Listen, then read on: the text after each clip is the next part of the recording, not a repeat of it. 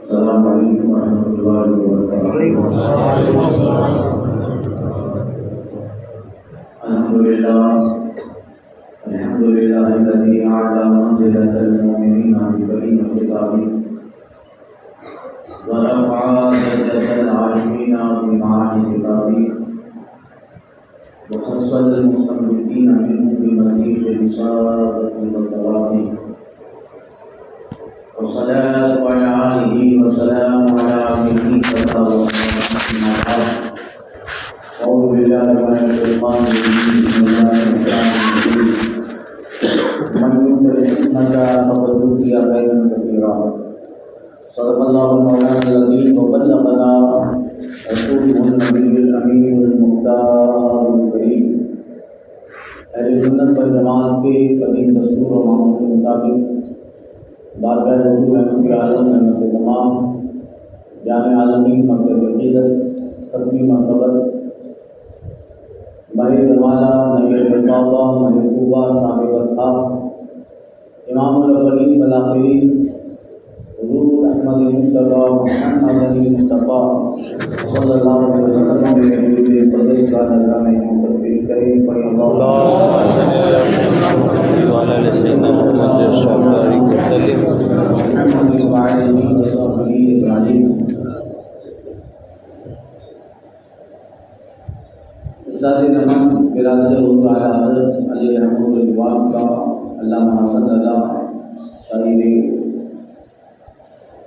سخن استاد نمن کا مشہور شعر ہے، خواجہ ہند و درگاہ میرا آلہ تیرا، کبھی محبوب نہیں مانگنے والا تیرا، پختگانی شب فضل کو جگہ دیتا ہے، سال ہا سال وہ راتوں کا نہ سونا تیرا، غوث محی الدین ہے خواجہ محی الدین، اے حسن تم نہ ہو محبوب عقیدہ تیرا۔ مختصر مگر بہت جامع بیان حضرت علامہ حافظ یوسف صاحب جیلانی علم اور ولایت پر یا اصل میں تقریر کسے کہتے ہیں؟ آپ عوام اور جو علم کے میدان میں ہوتا ہے اسے علم والوں کی قدر ہوتی ہے، باقی عام پبلک گھوڑا گدھا اور خچر تینوں کو ایک ہی بھاؤ میں ایک ہی منڈی میں ایک ہی طرح سے بیچ رہے ہیں، دیکھ رہے ہیں، تینوں کی شکل ملتی ہے گھوڑے گدھے خچر کی، مگر خچر خچر ہے، گدھا گدھا ہے، گھوڑا گھوڑا ہے کہ نا؟ گھوڑا گھوڑا۔ اصل علم جو ہوتا ہے اور وہ علم جب بیان ہوتا ہے تو اہل علم جانتے ہیں کہ علم کیا ہے۔ ہمارے یہاں کا پبلک کا مزاج بنا ہوا ہے کہ مولانا دھواں دھواں ہوتا ہو، پسینہ نکلتا ہو، بہت زور سے بولتا ہو اور زیادہ تر اشعار بولتا ہو تو اس کو ہم لوگ خطاب کہتے ہیں، تقریر کہتے ہیں۔ اصل تقریر یہ ہے کہ ایک موقع پر شیخ الاسلام نے فرمایا تھا، حضرت مدنی میاں اللہ نے فرمایا تھا، اصل خطاب یہ ہے کہ جس میں قرآن کی آیت کو ٹچ کیا جائے اور اس کی شرح حدیث سے بیان کیا جائے۔ قرآن کی آیت پڑھی جائے اور اس کی شرح حدیث سے بیان ہو، اور فرماتے ہیں کہ بزرگ کے قول سے وہ کہتے تھے کہ بیان نام ہے من جمع بین القرآن والحدیث، جو قرآن اور حدیث کو جمع کر کے دونوں کا مفہوم بیان کر دے، وہی بیان ہے، وہی تقریر ہے اور وہی خطیب ہے، وہی خطیب ہے۔ تو ذرا میں ابھی کچھ سالوں سے کچھ مہینوں سے تقریر میں بھی ٹاپک بار بار بڑھنا چاہوں گا کہ لوگوں کو بتا دیں، بزرگوں کی دعا سے روزانہ بیان ہوتے ہیں، اور روزانہ اگر بیان نہ ہو تو میرے مسجد میں تو 1 گھنٹہ درس قرآن ہوتا ہی ہے، تو لوگوں کو بتانا پڑے گا کہ آپ کو پہچاننا ہے کہ گھوڑا کون ہے، گدھا کون ہے، خچر کون ہے۔ اب 50,000 دے کے بلایا ہے اور وہ صاحب بولتے ہیں جب میں جس کے لیے بلایا گیا ہوں ذرا اپنی پوزیشن سنبھال لو، میں وہ بیان کرنے لگا ہوں، آدم کے بیٹے، اس کے بیٹے، اس کے بیٹے، اس کے بیٹے، اس کے بیٹے، یہ حضور تک پہنچا دیا۔ ارے وہ آدم کا شجرہ ہی بیان کرتا رہا کہ قوم پچھلے 50 سال میں اس قوم نے ثنا یاد نہیں کی، مستقبل شجرہ یاد کرے گی، ہے کہ نہیں؟ اب یہ حال میری بخاری کی حدیث ہے، رسول اللہ صلی اللہ علیہ وسلم کا سجدہ تو عدنان سے آگے لے جائے تو جھوٹا۔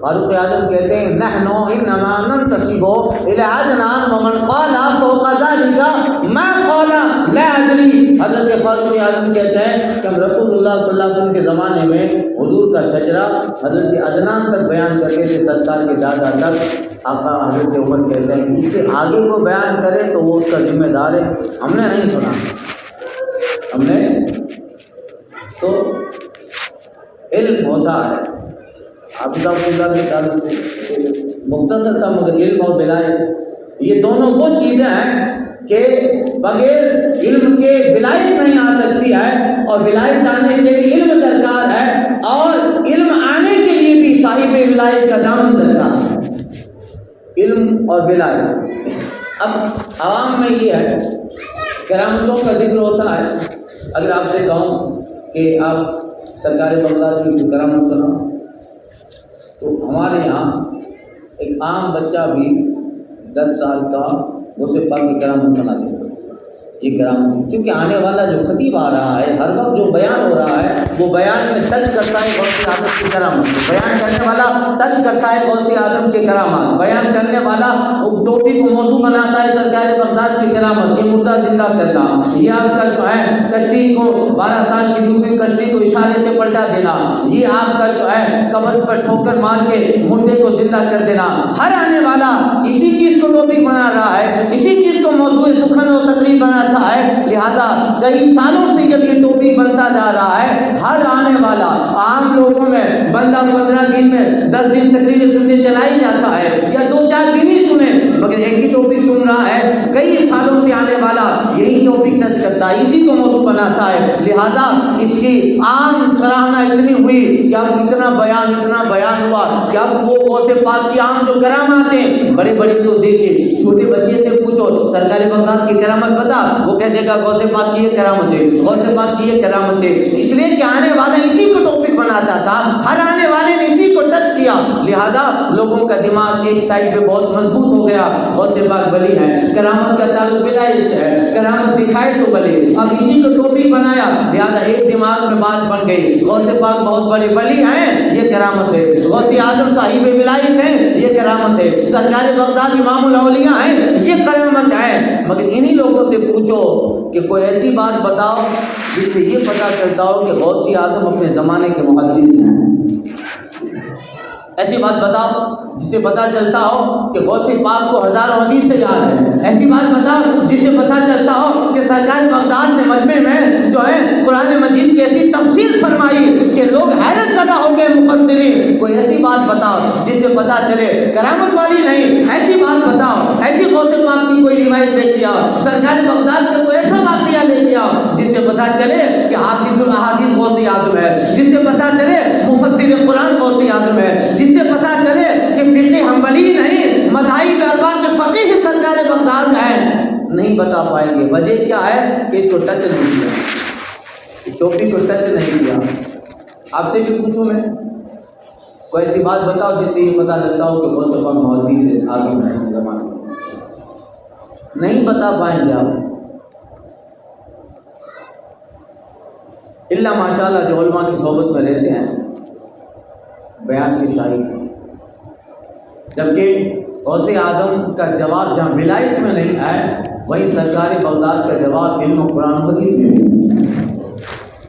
وہ ولی ہے وہاں محدث بھی ہے، وہ ولی ہے وہاں مفسر قرآن بھی ہے، وہ ولی ہے فقیہ بھی ہے، اور اتنے زبردست فقیہ ہیں عراق میں سرکار بغداد جیسا کوئی عالم دین نہیں ہے، فقیہ نہیں ہے، آپ مذہب حنبلی کے پیروکار ہیں، مگر سرکار بغداد کا دارالفتہ ہے، سرکار بغداد کا دارالعلوم جامعہ ہے، غوث اعظم کا دارالفتہ بنا ہے، اور پورے عراق سے पूरी दुनिया से फतवे सरकार बगदाद के पास आ रहे हैं, आप फतवा लिखते हैं। आपको लिखना चाहिए अपने मजहब के मुताबिक, यानी मजहब हम्बली में ये जवाब है, इमाम अहमद बिन हम्बल के मजहब में ये जवाब है। मगर अल्लाह ताला ने आपको मजहब हम्बली का भी इल्म दिया था और आप मजहब हनफी पे फतवा दे रहे हैं, आप मजहब मालिकी पे फतवा दे रहे हैं, आप मालिक के मजहब शाफी पे फतवा देते हैं। पूछने वाले सवाल पूछता है, गौसी आलम का जवाब चारों मजहब पे हुआ है।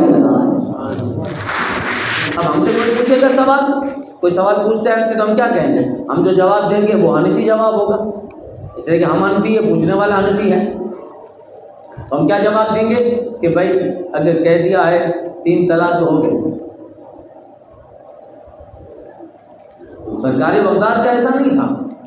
वसी आदम रज़ी अल्लाह तआला अन्हु चारों मजहबों पर इतना इल्म रखते थे कि सुभान अल्लाह, आपको जवाब लिखते थे तो चारों इमामों के नज़दीक इस इस्तिफ्ता का जवाब, इस सवाल का जवाब और फतवा जारी होना नहीं करते थे। इल्म है वो विलायत के करीब ले जाता है, और इल्म उसी वक्त आता है जब साहिब विलायत के दामन से वाबस्ता हो। सरकारी गरीब नवाज रज़ी अल्लाह तआला निकले हैं ईरान से, समरकंद आए, बुखारा है, 12-13 साल तक समरकंद में सरकार गरीब नवाज पढ़ते रहे। क्या ज़रूरत थी भाई पढ़ने की?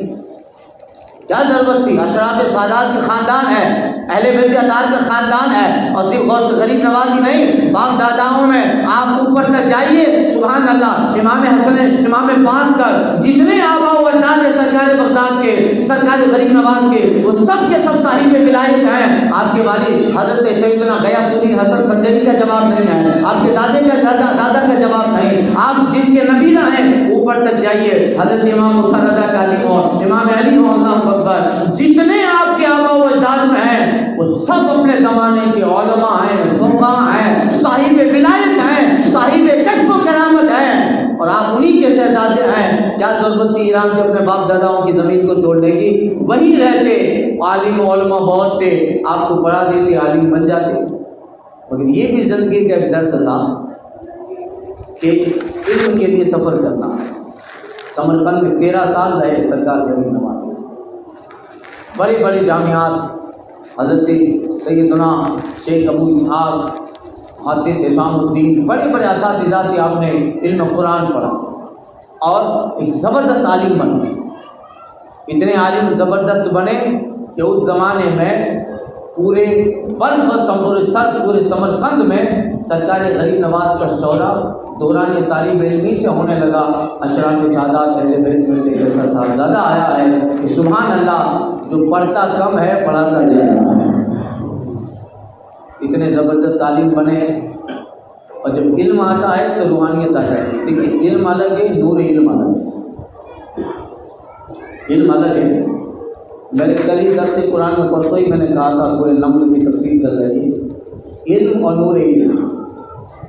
अगर इल्म के साथ नूर इल्म नहीं है तो बुजुर्गों ने कहा है कि वो मालूमात क्या है, जस्ट नॉलेज। तो जाकिर नाइक भी बहुत कुरान पढ़ता है क्या? अभी उमेदा इंजीनियर आया है, वो भी बहुत छट्टेदार बयान करता है। ताहिरुल पादरी जो सारे मज़हबों को हम कहता है, उसका बयान भी सुनो। तो इल्म अलग चीज़ है, नूर इल्म अलग चीज़ है। अगर इल्म के साथ नूर इल्म ना हो, तौफीक इलाही साथ नहीं होती, तो वो इल्म सिर्फ मालूमात बन के रह जाता है कि बस नॉलेज मालूमात है। और नूर इल्म किसे कहते हैं? आपके साहब ने जुमला कहा, वो जुमला हज़रत मौलवी सूफी रहमतुल्लाह तआला अलैह का है। आपने अपनी फतावा के जवाब में एक जगह नक़ल फरमाते हैं कि आलिम में जब इल्म बढ़ता है तो असल इल्म ये है, इल्म बढ़ता जाए तो साहिब इल्म को आजिज़ बनाता है, साहिब इल्म आजिज़ हो जाए, यानी खाकसारी आता है। इल्म बढ़े तो बंदा खाकसार हो जाए, इल्म बढ़े तो मुतकब्बिर ना हो बंदा। हज़रत हुज़ूर बदर मिल्लत अलैहिर्रहमा फरमाया करते थे, जब कहीं से गुजरते थे और कोई मौलाना किसी दुकान पे चाय पे टांग चढ़ा के बैठा हो, तो हज़रत फरमाते थे कि जब इल्म बैठने का तरीका नहीं सिखा पाया तो क्या सिखाएगा? इल्म नहीं। कुछ लोगों को क्या देते, चाय पीते तो टांग पे टांग उठा के बैठे रहे। علماء کے لیے زیور نہیں ہے، عام لوگوں کی بات ہے، علماء کے لیے نہیں ہے۔ علماء کے لیے تو چائے کی دکان پہ نہیں جانا چاہیے جہاں عوام کا مجمع ہوتا ہے۔ علماء کے لیے تو سر بازار عام طور سے لوگوں کے لیے دستیاب ہی نہیں ہونے چاہیے۔ علماء اگر آسانی سے دستیاب ہوں گے، احمد بن حنبل کے قول کی ہدایت میں کہہ رہا ہوں، تو پھر علم کی قدر نہ رہے گی۔ علماء اپنے خانقاہ اپنی جگہ بنائیں، لوگ ان کے پاس آئیں، وہ مجمع سے کم بچے۔ غوث پاک نے حریت الطالبین میں لکھا ہے، اصل میں تو گمنامی میں ہی اللہ نے شہرت رکھی ہے۔ گمنام رہو گے تو اسی میں شہرت ملے، اسی میں شہرت ہے۔ اب علم آتا ہے تو بندے میں عاجزی آتی ہے، علم آئے وہ بندے میں تکبر آ جائے تو وہ نور علم نہیں پایا۔ علم آیا مگر بندے میں اب کسی کو خاطر میں نہیں لاتا ہے، بس میں ہی سب سے بڑا، میں ہی سب سے بڑا، مجھ سے زیادہ کوئی جاننے والا نہیں، تو سمجھ لو کہ علم ہے وہ معلومات کی شکل میں آیا ہے، نور علم کی شکل میں نہیں آیا۔ علم جب نور علم کی شکل میں آ جاتا ہے تو بندے کو عاجز بنا دیتا ہے، بندے کو منتسب مزاج بنا دیتا ہے، اور علم جب نور علم کی شکل میں آتا ہے تو بندے کے قلب کو مولا کی یاد کا جزیرہ بنا دیتا ہے۔ اگر علم نور علم کی شکل میں، وہ کئی بزرگوں کے پاس ہوتا ہے، سرکاری غریب نواز عمر قرن میں حضرت شیخ فقی ابو اللیث سمرقندی رحمۃ اللہ تعالیٰ علیہ کے یہاں آپ دعوت میں تشریف لے۔ فقی ابو اللیث سمرقندی آج بھی جو ہے شرح بقایا وغیرہ میں کچھ فتووں میں ان کا جو ہے نام ہوتا ہے۔ بہت بڑے فقی تھے، فقی ابو اللیث سمرقندی، بہت بڑے زبردست عالم تھے۔ ان کے یہاں تشریف لے گئے تو کھانے کے بعد نماز کے لیے جا رہے تھے تو رستے میں نماز ایک مسجد آئی، سرکاری غریب نواز کہتے ہیں یہاں نماز پڑھ لیں۔ حضرت یہ مسجد ابھی کچھ مہینوں پہلے بنائی گئی ہے مگر مسجد ووادت ہے، تھوڑا مسئلہ کنٹروورسل ہے۔ کیا ہوا کہ مسجد تو بن گئی مگر مسجد کے آس پاس کے کچھ لوگ تھے، انہوں نے کہا کہ معمار نے، بنانے والے نے مسجد کا قبلہ صحیح نہیں بنایا، قبلہ صحیح نہیں ہے مسجد۔ تو ان کو سمجھا تو دیکھے غریب نواز اتنے بڑے عالم تھے، اپنے علم سے دیکھا کہ نہیں قبلہ صحیح ہے۔ اس علم بھی آتا ہے کہ جس سے آپ قبلہ اس کی سمت معلوم کر لو، ضروری نہیں کہ وہ کا ینتر ہو۔ اگر علم آئے، اعلیٰ حضرت نے ایک رسالہ لکھا ہے کشف العلہ فی سمت القبلہ، اعلیٰ حضرت نے ایک رسالہ لکھا ہے کشف العلہ فی سمت القبلہ، اس میں قبلہ کے تعلق سے آپ نے جو علم بیان کیا ہے، اگر بندہ اس کی معلومات حاصل کر لے تو بغیر کسی اعلیٰ کے وہ جہاں رہے گا آرام سے پتہ چلے گا کہ قبلہ کہاں ہے، سمت قبلہ کہاں ہے، کعبہ کس طرف ہے، عین جہت کعبہ کہاں ہے۔ یہ قواعد ہیں، اللہ اکبر۔ اور اس رسالوں کو پڑھنے کے بعد ایسا لگتا ہے کہ دنیا کا کیمپس تو ابھی آیا ہے، دنیا کا یہ ڈائریکشنل جو موبائل ڈیوائس میں ہے وہ اب آیا ہے، کس طرف قبلہ ہے اب بتاتا ہے۔ اس زمانے میں یہ ساری چیزیں نہیں تھی مگر اعلیٰ حضرت نے ایسے خاکے بنائے ہیں کہ سبحان اللہ، اس خاکے کے اوپر اعلیٰ حضرت نے جو لکھا ہے کہ کہاں کسی بھی زمین پہ چلے جاؤ قبلہ کہاں ہے، اور قبلے کے ساتھ ساتھ کعبہ کہاں پڑتا ہے، اے جہت کعبہ، جہت خانہ کعبہ اعلیٰ حضرت بتا دیتے تھے۔ یہ ہے علم بھی اور یہ ہے نور علم بھی، یہ ہے نور علم بھی۔ تو وہاں ٹھیک ہے، سرکاری غریب نواز نے بھی دیکھا تو قبلہ تو صحیح ہے، مسجد بالکل کعبے کی طرف ہے۔ اگر کوئی مسجد کعبے سے تھوڑی ہٹ بھی جائے، اگر بن گئی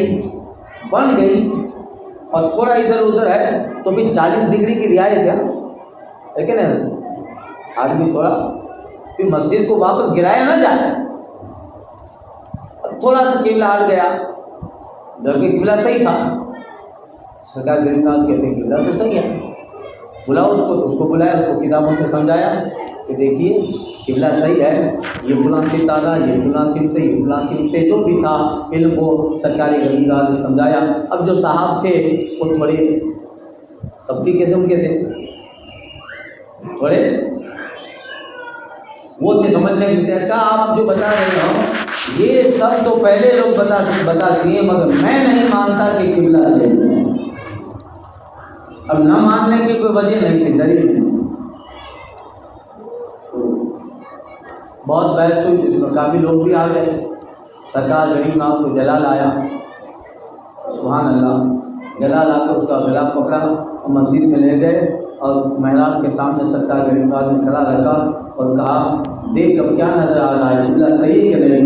اللہ تعالیٰ نے سرکار غریب نواز کے دست کرام سے اس بندے کے آگے جتنے حجابات تھے وہ سارے حجابات اللہ تعالیٰ نے ہٹا دیے. اس نے دیکھا تو مسجد کی بالکل محراب کے سامنے خانہ کعبہ نظر آ رہا ہے، خانہ کعبہ نظر آ رہا ہے. حضرت کہتے ہیں بڑا قبلہ صحیح ہے، کہا حضرت قبلہ صحیح ہے. اب باہر نکلا، باہر نکل کر اب جو لوگ ہیں وہ کہتے ہیں ان کے سامنے وہ کہہ رہا ہے قبلہ صحیح ہے، قبلہ صحیح ہے، قبلہ صحیح ہے. کہ اتنے دنوں تک بوال بنا کے رکھا تھا، پتا نہیں دنیا نے آ کے کیا کر دیا، آخر اب کیا ہو گیا کہ اچانک قبلہ صحیح ہو گیا.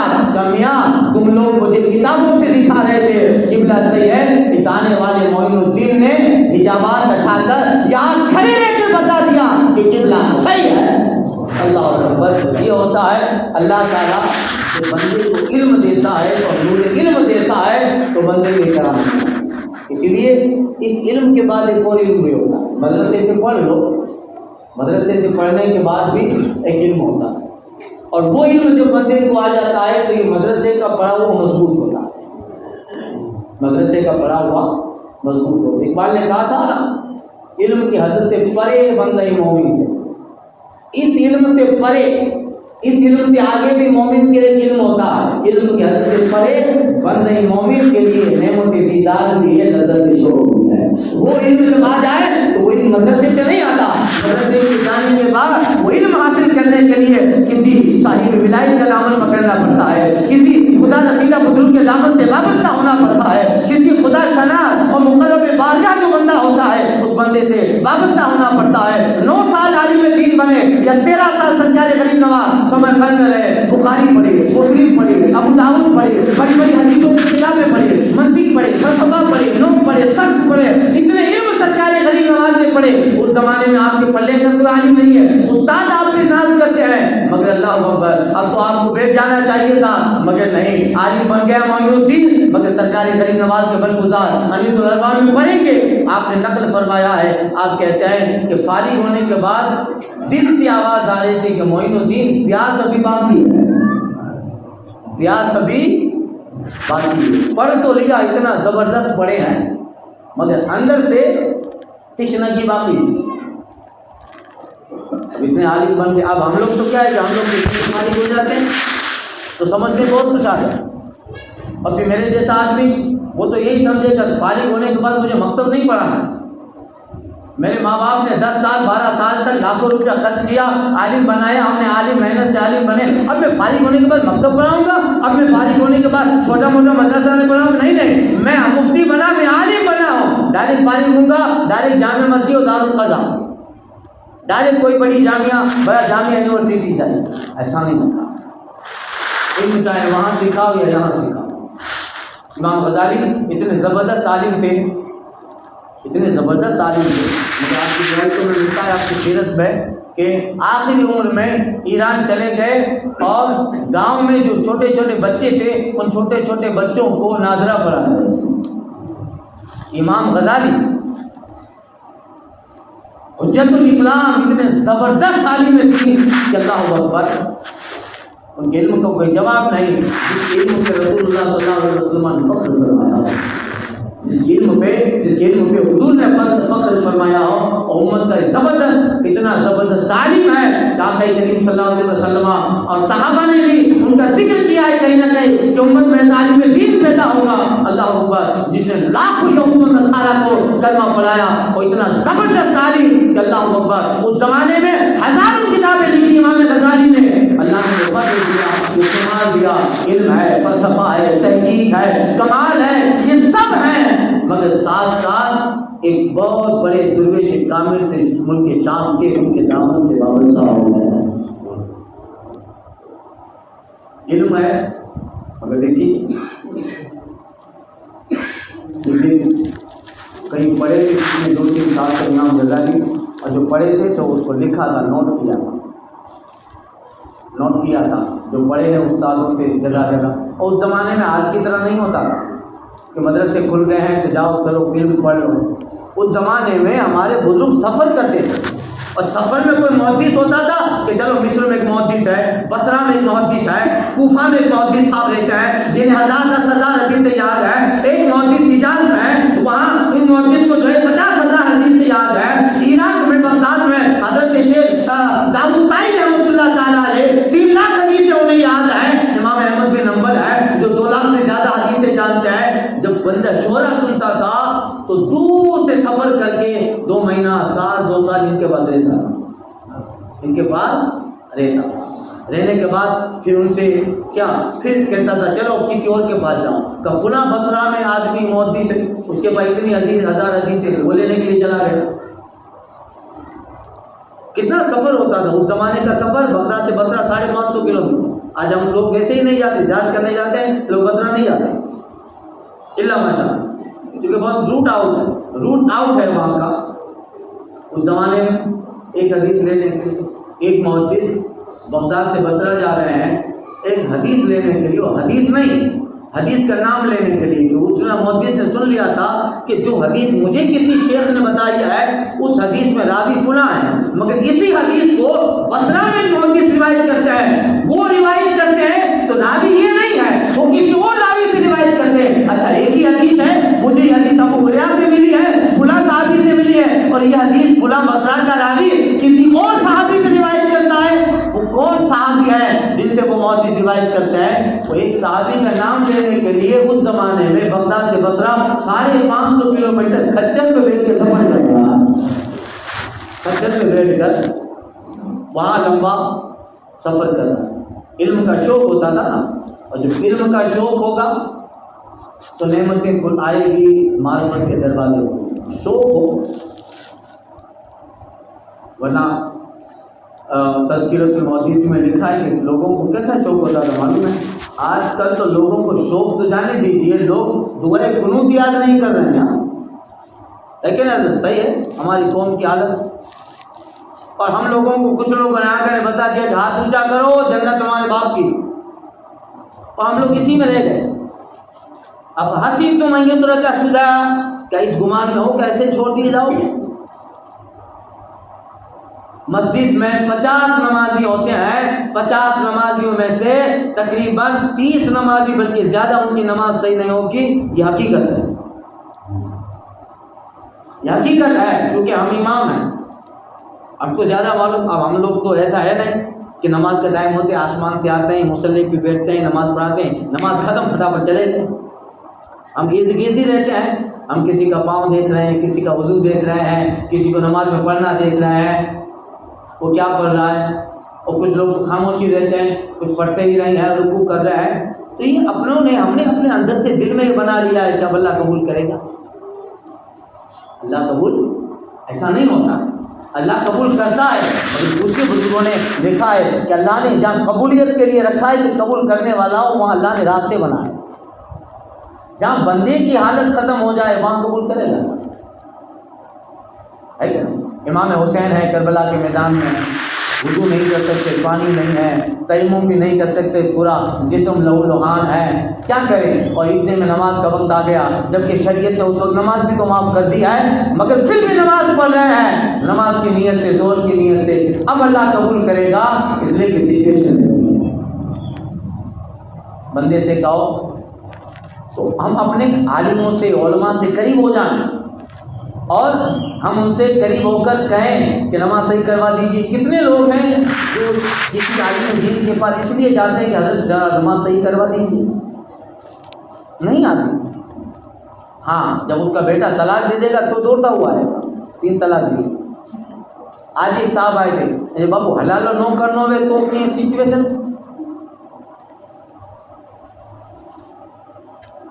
میں نے کہا اس میں کوئی سچویشن نہیں ہے, کیونکہ آدمی آگے چل کے ایسے پیدا ہونے والے تھے جس میں سچویشن نکالیں گے. اس لیے سورہ بقرہ میں اللہ نے اسپشٹ طور پہ فرمایا لا تحل اللہ حتی تنکیہ زوجا غیرہ, حلال بغیر ہوگی ہی نہیں, کیونکہ 3 طلاق دی ہے.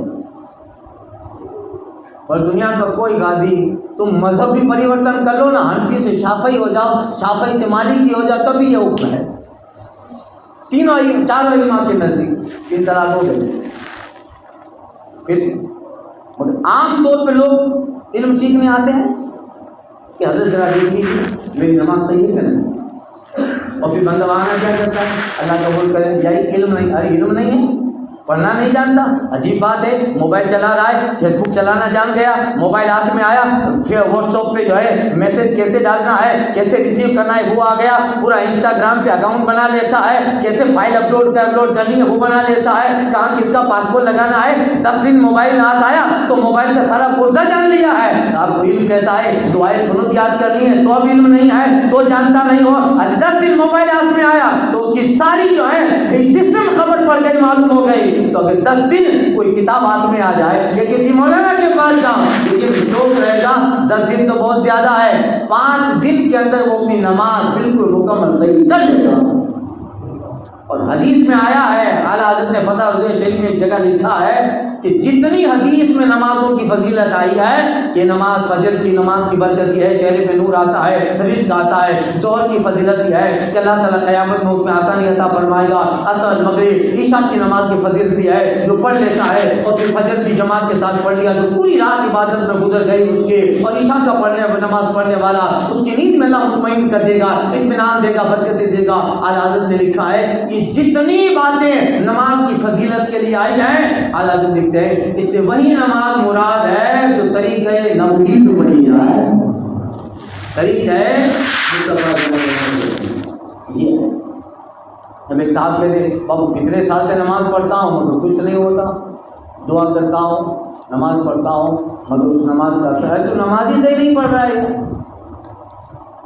نماز ہی صحیح نہیں پڑھ رہا۔ تو قانون کس لیے بنایا گیا؟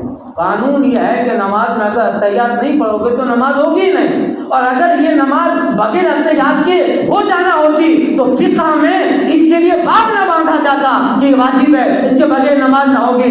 اس کے اوپر فقہاء کا زور لگانا، امام اعظم ابو حنیفہ کا، ہمارے ائمہ کا زور لگانا کہ یہ پڑھنا ضروری ہے، یہ زور لگانا اس بات کی علامت ہے کہ اس کے بغیر نماز نہیں ہوگی۔ اگر اس کے بغیر ہو جاتی تو ان کے لیے آسانی دے دینا، نہ پڑھو تب بھی چلے گا، مگر اتنا زبردست بیان کرنا اس بات کی دلیل ہے کہ وہ نمازوں کو زیادہ جانتے تھے اور اس کی اہمیت و کیفیت کو زیادہ جانتے تھے، ہے کہ نہیں؟ اب امام غزالی رحمۃ اللہ تعالیٰ نے پورے اب کتنا علم تھا، کیسا لوگوں کا شوق رہا ہوگا، سبحان اللہ۔ ایک صاحب تذکرۃ المحدثین میں لکھا ہے، ایک صاحب امام اعظم ابو حنیفہ کے شاگرد کے قصائی کے پاس قصاب کے پاس جاتے ہیں اور کہتے ہیں کہ گوشت دو مجھے۔ تو قصائی جو تھا وہ گوشت کاٹتے کاٹتے اسے کہتا ہے کہ حضرت آج شب میں آپ فری ہیں؟ اب اپنے انداز میں کہا ہوگا فری ہے، کہاں فری ہوں، کیا کام؟ تو قصائی گوشت کاٹتے کاٹتے کہتا ہے کہ حضرت میں نے 30,000 حدیثیں یاد کی ہے، آپ کو رات کو سنانا چاہتا ہوں۔ اب وہ اندازہ لگاؤ، جب گوشت کاٹنے والا 30,000 حدیث کا حافظ ہوگا، کوفہ ہے تو وہاں کی جامع مسجد کا امام کیسا ہوگا، وہاں کا محدث کیسا ہوگا؟ اللہ یہ ہوتا ہے نور علم، جب بندے کے پاس نور علم آ جائے اور شوق رہتا ہے، جذبہ رہتا ہے بندے کے پاس علم دین سیکھنے کے، اس کے لیے جذبات اس کی بیدار ہوتے ہیں، تو اللہ اسے بھی ایک دکاندار کو بھی 30,000 حدیث کا حافظ بنا دیتا ہے۔ آج ہم لوگوں کو 30,000 کے 1,000 حدیث یاد نہیں، 1000 کیا 500 یاد نہیں ہے یار، ابھی سوچ سوچ کے بتانا پڑے گا۔ بھلے میں نے مشکات پوری ختم کر دی، ابھی درس مشکات میں یاد نہیں کرتے، پڑھتے ہیں، سنا دیا، ہو گیا اللہ۔ امام غزالی نے لکھا تھا، وہ لکھا تھا اور پورے جہاں جا گئے تھے علماء کے پاس پورا بایو ڈیٹا لکھا تھا، حدیث لکھی تھی، علم لکھا تھا، کس سے کیا سنا، اور پورے کتاب کی شکل میں پیج تھے بہت۔ کشتی میں سفر کر رہے تھے، ڈاکوؤں نے حملہ کیا، ایک جگہ حملہ کیا، کشتی میں جتنے لوگ تھے سب کا مال چھین لیا۔ امام غزالی کی جوانی کا عالم تھا، اسے بھی وہ کتابیں جو بھی تھی چھین لی اور اس کو ڈاکو پھینکنے لگا۔ تو اور اس کو امام غزالی کہتے ہیں یار تو سب کچھ لے لے اس کو مت پہ، یہ تیرے کام کی چیز ہے نہیں، مجھے واپس دے دے، تجھے جو چاہیے لے لے، اس میں کتابیں ہیں، میں نے کاغذ سے لکھا ہے، اگر اس کو پانی میں ڈال دے گا، میں نے برسوں کہاں کہاں گھوم کے محدثین سے مجھ سے حدیث لکھی ہے، علم لکھا ہے، ان سے سن کے کہاں کس سے کیا سنا وہ سب لکھا ہے، برسوں کی محنت ہے، اس کو پانی میں پھینک رہا ہے۔ ڈاکو نے ایک جملہ کہا، او بچے ایسا علم کیسا کہ کتاب چلی جائے تو سینہ کوڑا ہو جائے، یہ ایسا علم جو اس گٹھڑی کا محتاج ہو جائے، اس کاغذ کے بند کا محتاج ہو جائے، وہ علم کیسا کہ کاغذ گیا تو علم ختم۔ امام غزالی کے دماغ میں بات بچ گئی کہ بہت اچھی بات کی ہے، واللہ آج کے بعد کبھی بھی لکھوں گا نہیں، ڈال دے کتاب کو، ڈال دے گٹھڑی کو دریا کے اندر۔ اور پھر پوری زندگی کبھی آپ نے اس کتابوں کے کاغذ پہ بھروسہ نہیں کیا، اس کو یاد کرتے اسے یاد کرنے کا نتیجہ تھا کہ سفر میں مکاشفۃ القلوب لکھ ڈالی، احیاء العلوم لکھ ڈالی، ایسی زبردست کتاب البدایہ والنہایہ، اسرار القرآن لکھ ڈالی، ایسی بہترین کتابیں سفر میں امام غزالی نے لکھ ڈالی۔ اللہ اکبر، یہ علم تھا، شوقی علم بھی تھا، اور ان کے سینے میں اللہ نے نور علم بھی عطا فرمایا تھا۔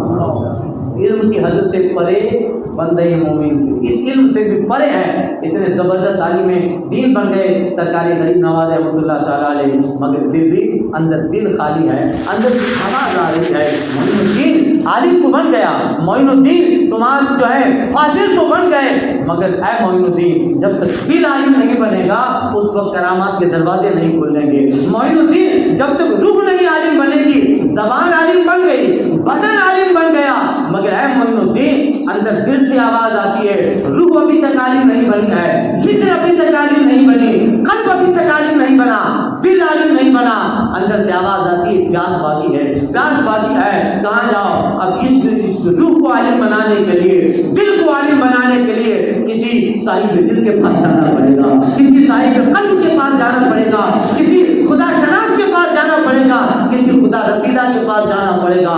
اللہ اکبر، اتنا زبردست عالم بنے ہیں، مگر پھر چلے اور بغداد میں آتے ہیں، عثمان ہارونی سے ملاقات ہوئی، 25 سال تک اتنا زبردست عالم ایک درویش کی خدمت کر رہا ہے، 25 سال تک خدمت۔ آپ سوانح اعلیٰ سرکاری غریب نواز میں پڑھیں گے کہ لکھا ہے کہ جب عثمان ہارونی رضی اللہ تعالیٰ جہاں جاتے تھے اور کہیں جوتی اتارتے تو سرکاری غریب نواز کی طرح اور بھی بہت خادم ہوتے تھے آپ کے، وہ بھی دیتے تھے کہ چلو ہم جوتا اٹھائیں۔ غریب نواز جوتا اٹھاتے اپنے بغل میں رکھ لیتے، اور پھر جہاں رات ہو جاتی سفر میں بسترا جھاڑتے عثمان ہارونی کے لیے، صبح پانی گرم کر دیتے وضو کے لیے، اور جب پانی گرم کرنا وضو نماز پڑھ لی، اپنے نماز کا وقت آیا ہے، سر پہ سیگری رکھتے، سفر کر رہے ہیں، جہاں نماز کا وقت آئے ٹھنڈی میں، ایران کی ٹھنڈی بہت خطرناک ہوتی ہے، اللہ اکبر، اب جہاں سفر کرنا ہے سیگری چالو کی، کوئلہ لگایا، اس میں جو ہے سب جو ہے نالا جو بھی تھا اور پانی گرم کیا، عثمان ہارونی کو پیش کیا۔ اللہ اکبر، پہلے بعد میں خود سوئیں گے، پہلے عثمان ہارونی کے بسترا لگایا، حضرت سو جائیں، کبھی پیر دبا رہے ہیں، کبھی حضرت کے سامنے کھڑے ہیں کہ حضرت کو نصیحت کیجیے۔ 25 سال ایسے گزار ڈالے، مقام ایسے ہی ملتا ہے کیا؟ منصب ایسے ہی ملتا ہے کیا؟ درجات ایسے ہی ملتے ہیں؟ وہ الگ بات ہے کسی کے تعلق کی وجہ سے تھوڑی دیر ہلہ ہو جائے تو کوئی عہدہ مل گیا، مگر اصل عہدہ وہ ہے جو ہمیشہ برقرار رہتا ہے، ہمیشہ اس کے فیض جاری رہتا ہے، ہمیشہ اس کے سارے بہترین اور مثبت اثرات جاری ہوتے ہیں، وہ درجہ ہوتا ہے جو محنت سے ملتا ہے، خدمت سے ملتا ہے، مشقت سے ملتا ہے۔ اللہ اکبر، 25 سال تک خدمت کیا ہے، آج پوری دنیا غریب نواز کے رہی ہے، آج پورا ہندوستان ان کے مزار کے گنبد کو دیکھ کر خوش ہو جاتا ہے، اور کبھی کبھی ہندوستان میں اگر مسلمانوں کے خلاف کوئی غلط ہوا چلتی بھی ہے تو اندر سے دل آواز دیتا ہے، گھبرا مت، معین الدین زندہ ہے، معین الدین روحانیت والا ہے، معین الدین اپنی خبر میں زندہ ہے، معین الدین کا ساتھ ہے، ہزاروں لاکھوں اور کروڑوں مسلمانوں کو معین الدین کا نام وہ طوفان کے اندر چراغ کی حیثیت کا زلزلہ دے دیتا ہے، ہزاروں لوگوں کروڑوں لوگوں کو غریب نواز کا نام پریشانی اور مصیبت میں جینے کا حوصلہ دے دیتا ہے، طرز زندگی دے دیتا ہے، باطل سے نہ گھبرانے کا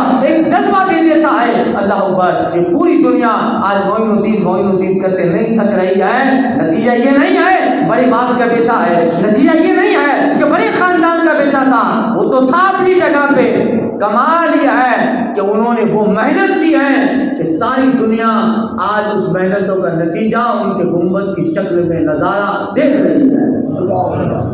انہیں کیا ضرورت تھی 25 سال 13 سال میں عالم بنے اور 25 سال فقیر کی خدمت کرے 13 سال میں عالم بنے اور 25 سال فقیر کی خدمت کرو.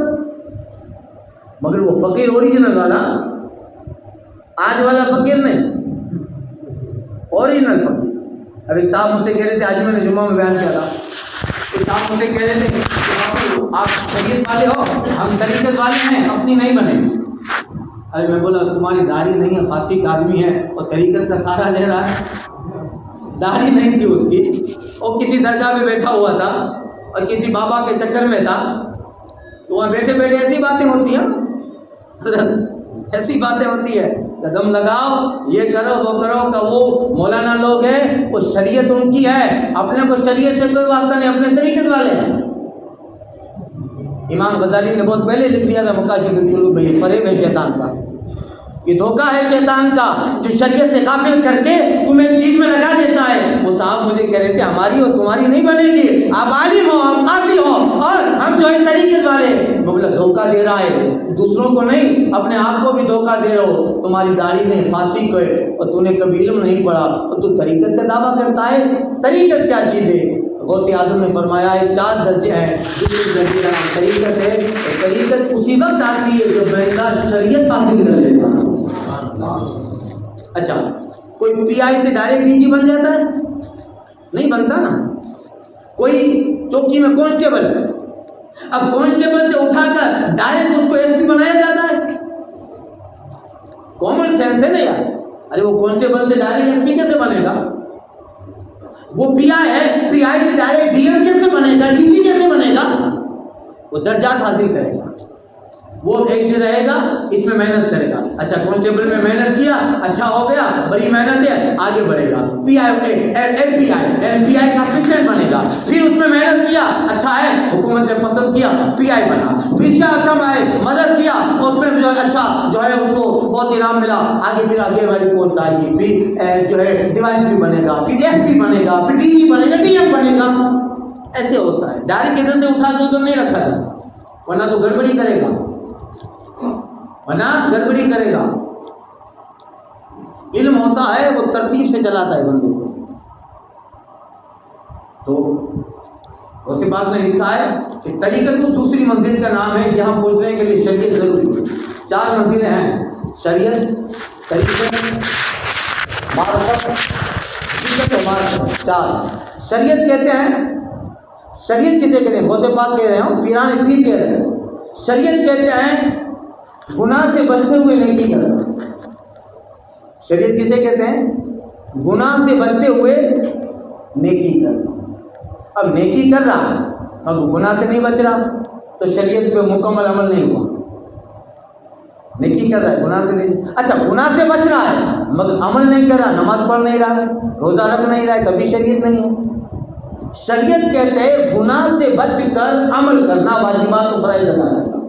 اور بندہ جب اس میں پریکٹس کر لیتا ہے, 1 سال 2 سال 10 سال 20 سال گزر گئے, 20 سال ہو گئے بندے کو, بندے نے گناہ نہیں کیا اور ہمیشہ فرض ادا کرتا رہا, ہمیشہ فرض پہ رہا, اللہ کے دین کو ادا کرتا رہا, جو مکلف اللہ نے جس چیز کا کیا ہے ان کو ادا کرتا رہا. 20 سال تک گناہ سے بچتے بچتے شریعت پہ عمل کیا, اب عادت ہو گئی. عادت اتنی ہو گئی کہ اب شریعت پہ عمل کرنا اس کی طبیعت بن گئی, عادت بن گئی. اب وہ عادت بن جاتی ہے تو اللہ تعالیٰ اس بندے کو یہاں سے اٹھا کر دوسری منزل پر رکھ دیتا ہے جس کا نام طریقت ہے.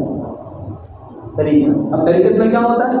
اب طریقت میں بندہ آیا تو پہلے والی منزل چھوٹے گی نہیں, اس کو بھی عمل کرنا ہے کیونکہ یہاں سے اٹھ کر وہاں آیا تو شریعت پہ عمل تو کرے گا ہی. مگر طریقت میں کیا ہوتا ہے؟